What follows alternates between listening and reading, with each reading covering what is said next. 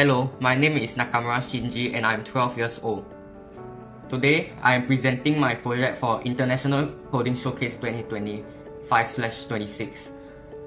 This project is named Earth vs Fire. Players have to beat a retro maze game to defeat a fire boss by answering questions and playing mini-games. This game is in line with SDG 13 to combat climate change and its impacts.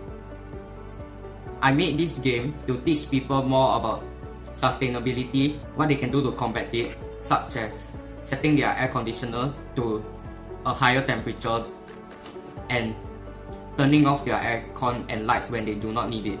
Now, I will show you my game. Let's go! This is the home screen. Once you click this button, a video will play, as shown here. After that, the game brings you to the title screen. Click A to start the game. Then, use the D-pad to control the Earth.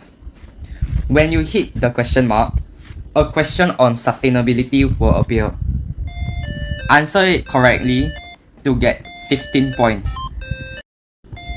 Answer it wrongly to lose 30 points.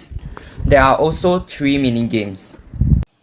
The first one is a ping pong game.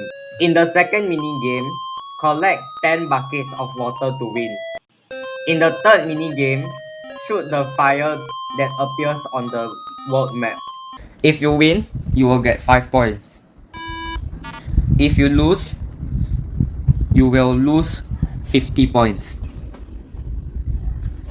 At the end, the game will tell you whether you won or lost. There is also a mini-game page for you to choose which of the 3 mini-games you want to play. Now I will show you my codes. When you press the A button and you are still at the title screen, it will start the game. But if you are going to answer a question or play a mini-game, it will randomize between 10 questions or 3 mini-games. And this is the logic for the game to decide whether the answer is correct or wrong. Same for B over here. Thank you for listening. I hope that you will enjoy playing my game. Bye bye!